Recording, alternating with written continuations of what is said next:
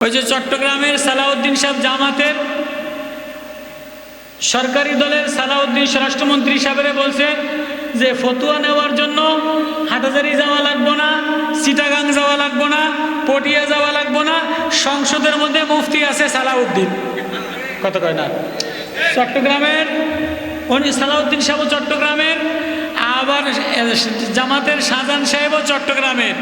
একজন আরেকজনরে বলছে ফতুয়া নেওয়ার জন্য কেউ বাহিরেও যাওয়া লাগবো না, হাটহাজারী মাদ্রাসায় যাওয়া লাগবো না, আবার পটিয়া নানুপুর যাওয়া লাগবো না, ফতুয়া নিতে গেলে সংসদের মধ্যেই সালাউদ্দিন সাহেব ফতুয়া দেওয়ার জন্য যথেষ্ট।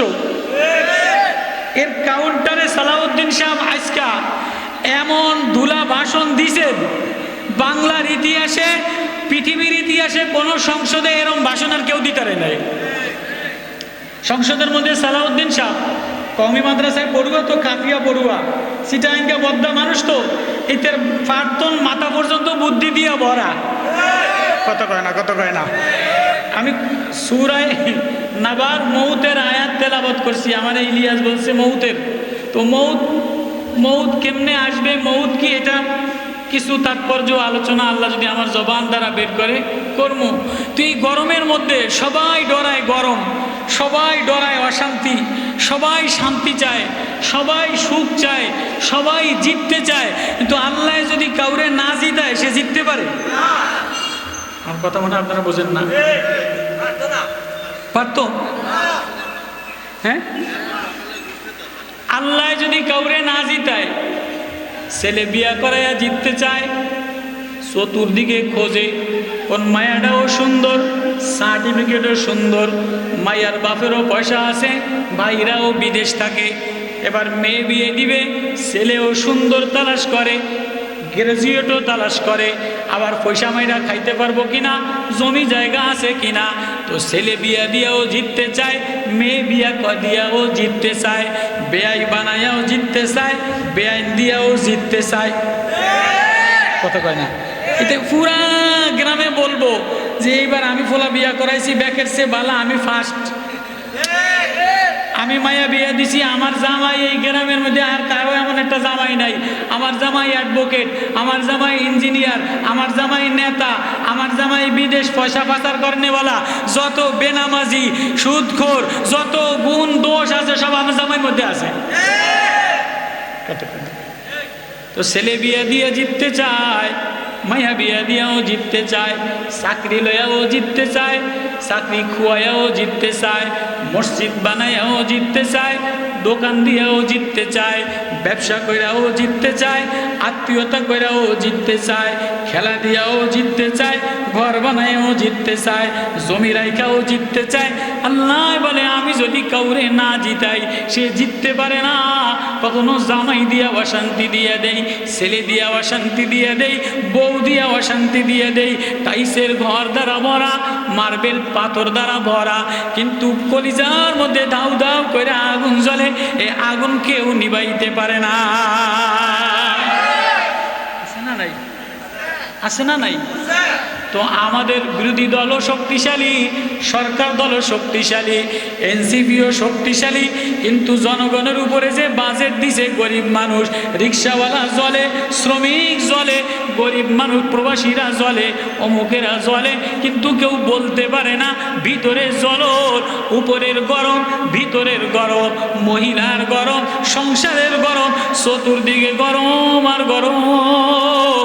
আল্লাহ বলে এই গরম যদি নিভাইতে চাও তাহলে দুনিয়ার কোনো কিছুর দ্বারা জিততে পারবা না, দুনিয়ার কোনো জনবলের দ্বারা জিততে পারবা না, কথার বাহাদুরি দ্বারা জিততে পারবা না, কথার সৌন্দর্য দ্বারা জিততে পারবা না, মালের গরমি দ্বারা জিততে পারবা না, শরীরের বডির এনার্জি দ্বারা জিততে পারবা না। যদি জিততে চাও, হৃদয়টারে ঠান্ডা বানাইতে চাও, তাহলে কলজার মধ্যে আল্লাহ হাত মিলায়ালো। আরাফাতে জিতে গেছে, আরাফাতে জিতে গেছে। আরাফাতের ইশারের নামাজ কবুল হয়েছে, যদিও আগে পরে উঠছে বোঝে না, কিন্তু মালিকের সেজদা, মালিক যে সেজদা চায়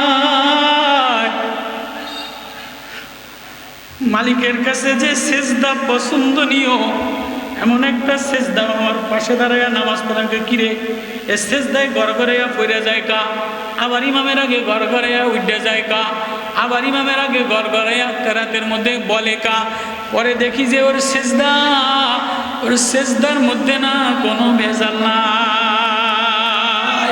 আমার সেজদার মধ্যে শিক্ষাগত যোগ্যতা দেখি, জামার মশান দেখি, ইমামতির ভাঁজ দেখি, মুফতিগিরির ভাঁজ দেখি, পয়সার ভাঁজ দেখি, কেশিয়ারের সেক্রেটারির ভাঁজ দেখি, কিন্তু ও পাগল আরাফাত ওনা মালিকের কদমে একটা সেজদা দিছে, যেমনে পইরা যাইতে হবে এমনে পইরা গেছে, পড়তে দেরি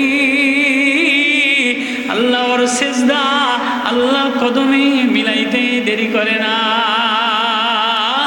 বান্দারে টাকা দ্বারা জিতা যায় না, বয়ান দ্বারা জিতা যায় না, বাড়ি দ্বারা জিতা যায় না, নেতা দ্বারা জিতা যায় না, এমপি হইয়া জিতা যায় না, সৌন্দর্যের দ্বারা জিতা যায় না, বাকপটু বেশি হইলে জিতা যায় না। জিততে যদি চাও মাওলার পরিচয়, মাওলা প্রেমে বেকরার হইয়া, মাওলা প্রেমে দেওয়ানা হইয়া, আল্লাহ তুমি ছাড়া আমার আর কেউ নাই, কোথায় যাব কার কাছে যাব, কাকুতি মিনতি হইয়া পাগলের মতো দেওয়ানার মতো মাওলার কদমে পড়তে দেরি ওর না জিততে দেরি হয় না।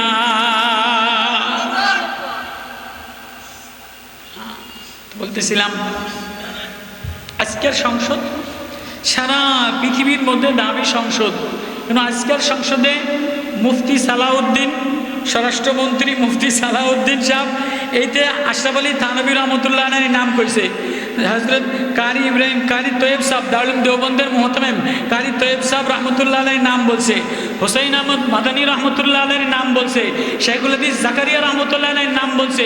পৃথিবীর কোনো ইতিহাসে, পৃথিবীর কোনো সংসদে আমাদের এই আকাবেরদের নাম কোনোদিন বলছে?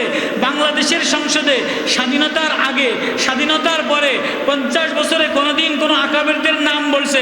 যদিও সালাউদ্দিন সাহেবের মধ্যে একটু ক্রিমিনালি ব্রেন বেশি খাটায়, কিন্তু আজকের সংসদে জামাতের তুলা দেওয়ার জন্য থানবীর নাম, রশিদ আহমদ গঙ্গোইর নাম, কারি তৈয়ব সাহেব হুজুরের নাম, দারুল দেওবন্দের হোসেন মাদানী রহমতুল্লাহ নাম, সকলের আকাবেরদের নাম বইলা জামাতরে ঠেকানোর জন্য কওমির অলিপুরি লাগবো না, অন্য বড় কিছু লাগবো না, আর কিছু লাগবো না, আমাকে কোনো ঝগড়ার দরকার নাই, এক সংসদের সালাউদ্দিন সাহেবই যথেষ্ট।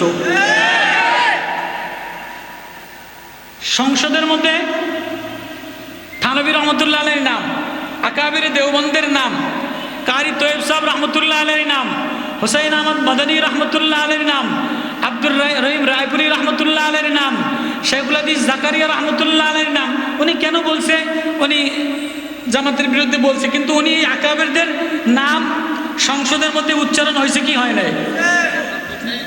হ্যাঁ, গোসাই কইছে না, গেল সবাই জানে। এটা আমার ওয়াজ না, আলোচ্য বিষয় না, আমি এই ওয়াজের জন্য আসি নাই।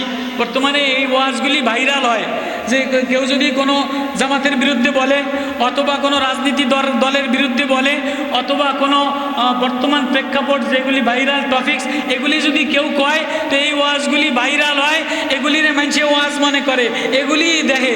আসলে আখেরাতের ওয়াজ, মারেফতের ওয়াজ, কবরের ভয়ের ওয়াজ, জাহান্নামের ভয়ের ওয়াজ, এমনি ঘন্টাকে ঘন্টা ওয়াজ করি, দেখি কেউ এগুলি হনে না।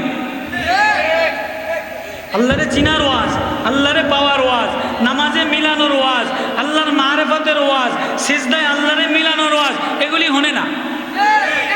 মনে কষ্ট নিয়ে না, আমি এটা কষ্ট লেগে কইছি।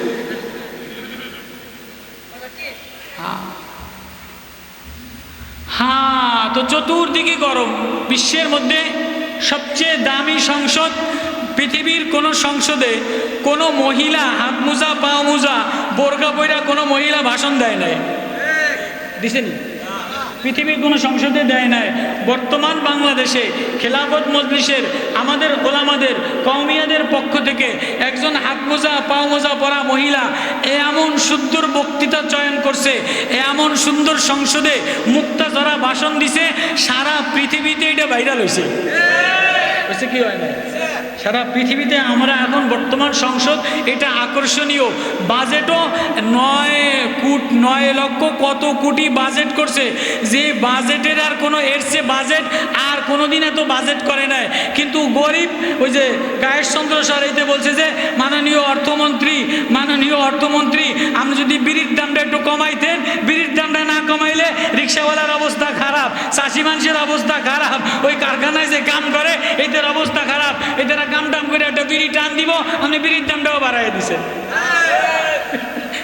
আচ্ছা বলেন, এই জনগণের কোটি কোটি টাকা খরচ কইরা এই সংসদের মধ্যে ওরে চুল ঠোকরানো, ওরে আঘাত দেওয়া, ওরে এই করা, এটা কি রাষ্ট্র পরিচালনা করার নাম? না রাষ্ট্রে এই গ্রামের উন্নতি কেমনে হবে, ওই থানার উন্নতি কেমনে হবে? ওই যে ফজু পাগলা কিশোরগঞ্জে হাওর ওইতে সাধু চলিত ভাষা দিয়া ওইতে 1200 বছর আগে এই দেশ বলে বৌদ্ধদের হিন্দুদের ছিল। এ কপাল পড়া, তুই জিন্দগিতে ইতিহাস পড়ছ, তোর বাপমায় তোর ইতিহাস পড়াইছে। এদেশ বখতিয়ার কুতুবুদ্দিন কাকি রহমতুল্লাহ আলাই, এদেশ মোগল আমলে, এদেশ বাচ্চা হারুন রশিদের আমলে, এদেশ ব্রিটিশের আগে মুসলমানদের শাসন ছিল, মুসলমানরা হিন্দুস্তান বিজয় করছে।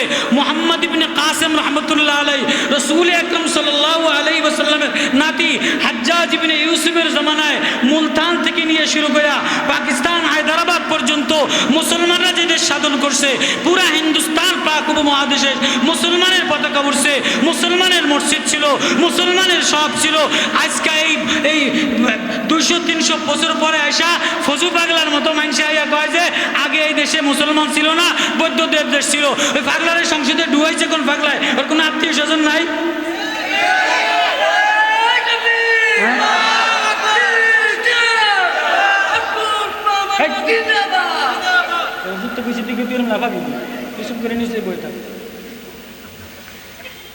মানে মাঠটারে একটু গোছাইলাম, এগুলি না গেলে মাঠটা। এবার আয়াত যে তেলাওয়াত করছি, আল্লাহ আমারে মাফ করে দেখ। আল্লাহ, আমি আমার আস্তে আস্তে কিতাব মোতালা করি, তখনই নিয়ত করছি যে আল্লাহ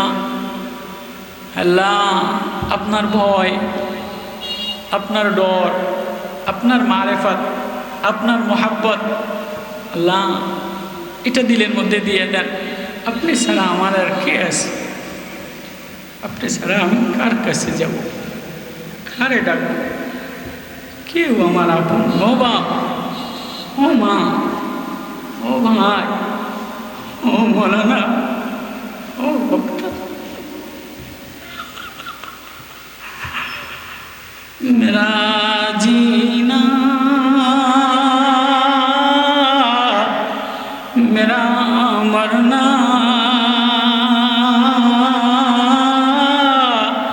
इलाही तेरी खातिर हो, मेरा रहना मेरा रुकना मेरा चलना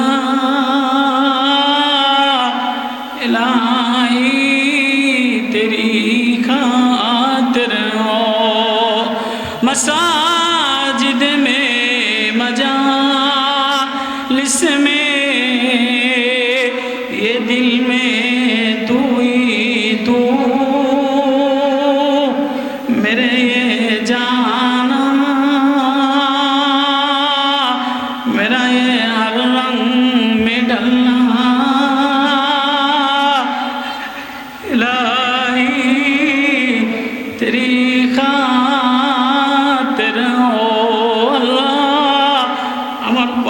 বলার যোগ্যতাও তুমি দিলা, দেখার যোগ্যও তো তুমি দিলা, বানানে বলাও তুমি, পালনে বলাও তুমি, কিছুদিনের জন্য বানাইলা। আমার এই দুনিয়া কামানোর জন্য বানাও নাই, দুনিয়ার বিলাসিতার জন্য বানাও নাই, দুনিয়ার আয়েশ আরামের জন্য বানাও নাই। আমার না মাওলা, আমার না মালিক, তুমি তোমার জন্য বানাইলা। কখনো দুনিয়ার আরামে, কখনো বিলাসিতায়, কখনো গাফলাতে, কখনো রঙিনে, কখনো রঙে, কখনো স্বপ্নে, কখনো ডঙে, সবাই রে মিলাইলা, সবাই রে কাছে নিলা, আল্লাহ রে ভুলে গেলা। আল্লাহ বলে আমারে ভুলো না, ওয়ালা তাকুম মিনাল